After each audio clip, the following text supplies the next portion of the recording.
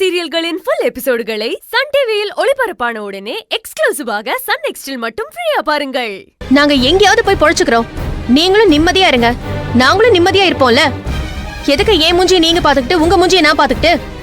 இப்பதானே பூர்ணிமா நீ சிங்கப்பூர்ல இருந்து வந்திருக்க, இப்போதைக்கு ஏதாவது வேலை கிடைக்குதான்னு பாக்கலாம்ல, பாத்துட்டு அப்புறமா ட்ரை பண்ணலாம்ல. ஏன் எடுத்த உடனே பிசினஸ் பண்ணணும்னு ஆசைப்படுற? இத பாரு, நீ மட்டும்தான் பிசினஸ் பண்ணி காரு பங்களான்னு வாங்கி நல்லா இருக்கணும்னு ஆசைப்படுறியா? நல்லா அட்வைஸ் பண்ற மாதிரி பண்ணி எங்களை வேலைக்காரங்களாவே வச்சிருக்கணும். நீ மாசம் மாசம் லட்சக்கணக்குல சம்பாதிப்ப, ஏன் புருஷன் உங்ககிட்ட 5000க்கும் 10,000க்கும் கையேந்து நிக்கணும், அதானே? போதும், உன் அட்வைஸ் எல்லாம் போதும். பூரணி, நீ என்ன தொழில் பண்றேன்னே தெரியாம எடுத்த உடனே வீட்டு பத்திரத்தை குடுன்னு கேக்குறிய, என்னடி இது நியாயம்? ஏன் இப்படி பண்ற? பாட்டி, கையில காசு இருந்தாதான் என்ன பண்ணணும்னு முடிவு பண்ண முடியும். நீங்க காசு தருவீங்கன்னு நம்பிக்கிட்டுலாம் தொழில இறங்க முடியாது. காசு இருந்தாதானே 4 ஐடியா வரும். ஒரு பத்திரத்தை கொடுக்க சொன்னா இத்தனை பேர் சேர்ந்துக்கிட்டு என்ன பேச்சு பேசுறீங்க?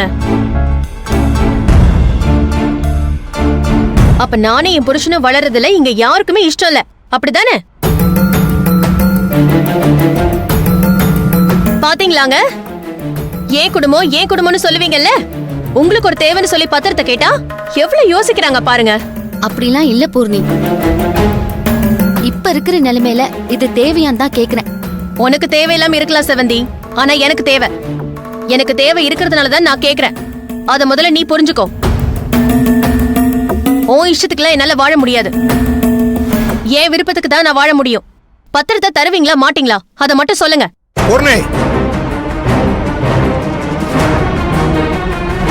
இப்ப என்ன, உனக்கு பத்திரம் தானே வேணும்? 1/2 மணி நேரமா அதுதான் மாமா கேட்டுக்கிட்டு இருக்கேன், திரும்ப அதையே கேக்குறீங்க. பத்திரம் தான் வேணும். தர்றேன், ஏன் இருக்கிறவங்க உயிரெல்லாம் வாங்குற? மாமா, என்ன நானா உயிர் எடுக்கிறேன்? நான் டீசெண்டா தானே கேட்டேன். நீங்க தான் இப்ப பெருசு பண்ணி அப்படியே பிரச்சனை ஆக்குறீங்க. இந்த வீட்ல நான் எதை கேட்டாலும் முடியாதுன்னு சொல்லி சண்டைய பெருசாக்குறது நீங்க, ஆனா எனக்கு தான் சண்டைக்காரிங்கிற பேரு. இந்த பாரு, தேவையில்லாம பேசாத. உனக்கு பத்திரம் தானே வேணும், தரேன்.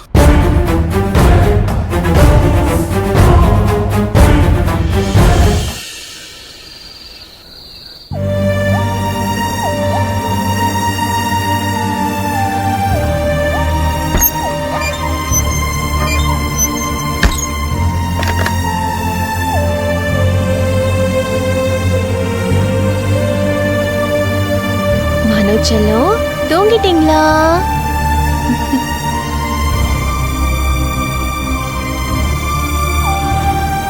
ஏய், என்ன பூர்ணி, நீ பாட்டுக்கு பிசினஸ் அது இதுன்னு சொல்லிக்கிட்டு இருக்க. உண்மையிலேயே அப்படி ஏதாவது பிசினஸ் பண்ண ஐடியா இருக்கா, இல்ல அவங்கள வெறுப்பேத்துறதுக்காக சொன்னியா?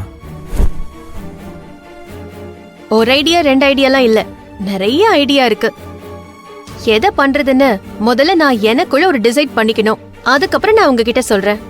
ஏய், அதை தாண்டி நானும் சொல்றேன். அப்படி ஏதாவது ஐடியா வச்சிருந்தேன்னா என்கிட்ட சொல்லலாம்ல. என்ன பண்ணலாம் என்ன பண்ண வேணான்றத நானும் சொல்லுவேன்ல. அதெல்லாம் ஒண்ணும் உங்களுக்கு தெரிய வேண்டாம். நானே நல்லா யோசிச்சு என்ன பண்ணலான்னு டிசைட் பண்ணிட்டு அதுக்கப்புறமா உங்ககிட்ட சொல்றேன். நீங்க அதுக்கு சப்போர்ட் பண்ணா மட்டும் போதும். பாத்தீங்களாங்க, நாம பிசினஸ் பண்ணணும்னா வீட்டு பத்திரத்தை தரத்துக்கு எவ்வளவு யோசிக்கிறாங்க.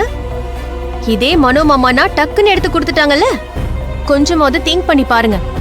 எப்ப பார்த்தாலும் ஃபேமிலின்னு அப்பா அம்மா பாட்டி அண்ணின்னு பின்னாடியே சுத்திக்கிட்டு இருக்கீங்க. இப்ப தெரியுது அவங்க எல்லாம் யாருன்னு. என்னை யாருன்னு நினைச்சிட்டாங்க. இதே வீட்ல அவங்க முன்னாடி நாமளும் பிசினஸ் பண்ணி வாழ்ந்து காட்டணும். நமக்குன்னு காரு பங்களான்னு வாங்கி காட்டணும். அப்பதான் என் மனசு ஆறும்.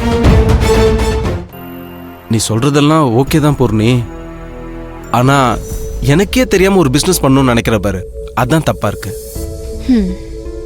உங்களுக்கு தெரியாமலாம் பண்ண மாட்டேன், உங்களை வச்சுக்கிட்டு தான் பண்ண போறேன். நானே சொல்ற வரைக்கும் கொஞ்சம் பொறுமையா தான் இருங்களேன். அப்படி என்ன அவசரம் உங்களுக்கு? இங்க பாருங்க, இதுக்கப்புறம் அண்ணி அம்மா அப்பான்னு ஏதாவது பேசுனீங்க அப்புறம் அவ்வளவுதான், சொல்லிட்டேன்.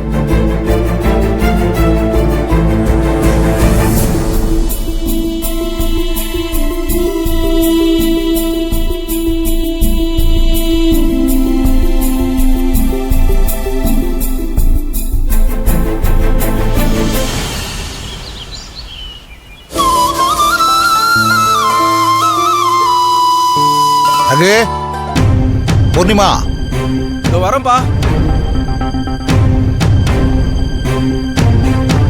என்னப்பா? பூர்ணி, ரகு, இந்த வீட்டு பத்திரம். இனிமே இந்த பத்திரம் விஷயமா இந்த வீட்டில் நீ யாருக்கிட்டையும் சண்டை போடக்கூடாது. இந்த பத்திரத்தை வச்சுக்கிட்டு நீங்க என்ன பண்ண முடியுமோ அதை பண்ணிக்கங்க. நீங்க நல்லா இருக்கிறதுக்கு உங்களுக்கு என்ன உதவி வேணுமோ சொல்லுங்க, நாங்க பண்ணித்தர்றோம். செவந்தி, செவந்தி, இங்க வாமா. வரேன் மாமா.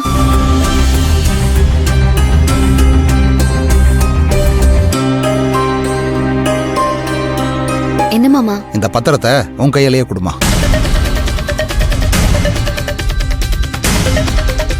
மாமா, இப்ப எதுக்கு நீங்க செவந்தி கிட்ட கொடுத்து பத்திரத்தை கொடுக்க சொல்றீங்க?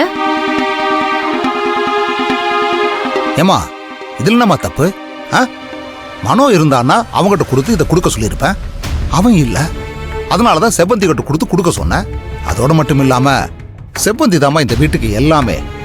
என்ன குடும்ப அட்டையில வேணா குடும்ப தலைவர்னு போட்டிருக்கே ஒழிய செவ்வந்தி தான் குடும்ப தலைவி மாதிரி. அதனால நீங்க அது கையில வாங்கறதாமா முறை. பாத்தீங்களாங்க, திரும்ப திரும்ப இவகிட்டயே பிச்சை எடுக்கணும்னு ஆசைப்படுறாங்க உங்க வீட்ல. இவ கையால எதுவும் வாங்க கூடாதுன்னு சொல்லி தானே நான் இந்த வீட்டு பத்திரத்தையே கேட்டேன். மாமா, நீங்க பத்திரத்தை உங்க கையால குடுக்கறதுனா கொடுங்க, இல்லனா எனக்கு பத்திரமே வேண்டாம். இவ கையால பத்திரத்தை வாங்குறதுக்கு நான் இவகிட்ட வேலைக்கே சேர்ந்திருப்பனே.